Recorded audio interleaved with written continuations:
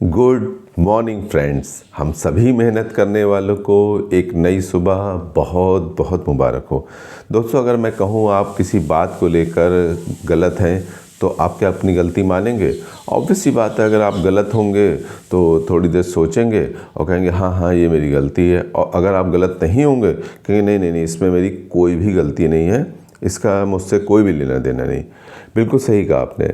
लेकिन कोई गलती करे और उसके बाद उसको सरासर नकार दे कि इसमें मेरी कोई गलती ही नहीं है, और इवन गुस्सा करने लगे, अपनी गलतियों का ठीकरा जिसे कहते हैं इल्ज़ाम, वो दूसरे पे रख दे कि नहीं नहीं इसमें मेरी कोई गलती नहीं है बल्कि उनकी गलती है। तो इसमें जानते किसका नुकसान? इसमें सिर्फ़ और सिर्फ गलती करने वाले का नुकसान है।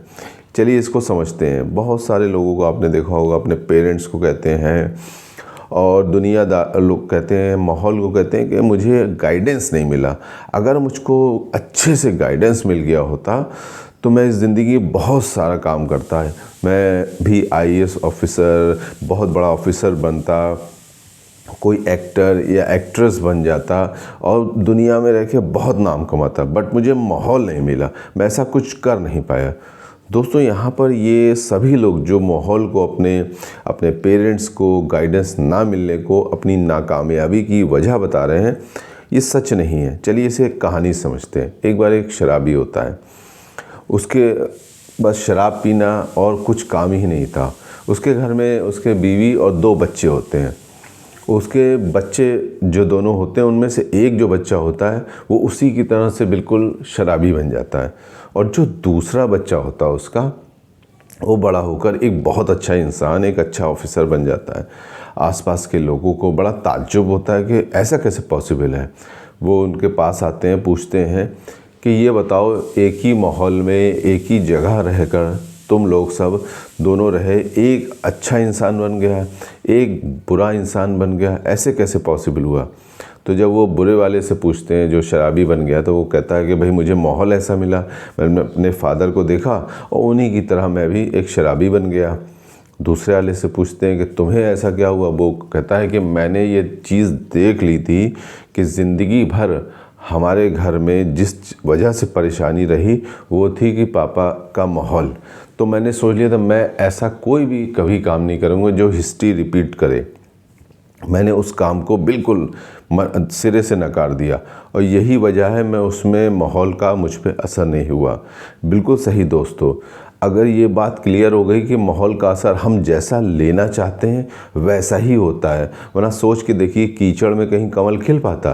कीचड़ का माहौल कितना ख़राब होता है, पर कमल खिलता है।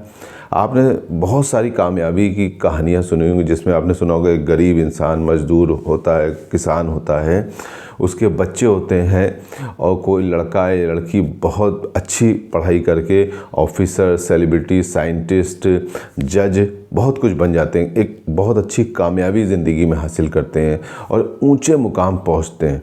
बट उनके माँ बाप तो इस लायक थे ही नहीं कि उनको वो गाइडेंस दे पाते, फिर ये माहौल दे पाते। फिर वो कैसे बन गए?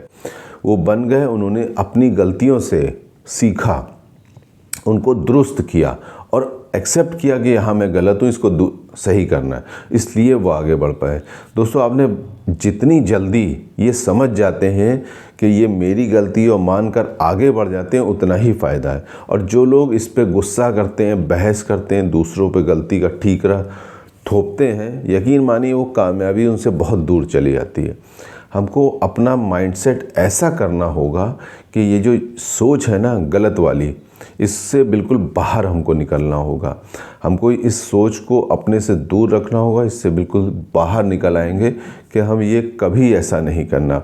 हम कब तक अपना चेहरा छुपाए घूमते फिरेंगे, सवालों से बचते रहेंगे? कब तक? हमको डट कर सामना करना चाहिए इसका। दोस्तों, अगर वीडियो पसंद आया हो तो प्लीज़ इसको लाइक, शेयर, सब्सक्राइब कीजिएगा। जल्द मिलेंगे एक नई वीडियो में एक नई उमंग के साथ। तब तक के लिए बाय बाय।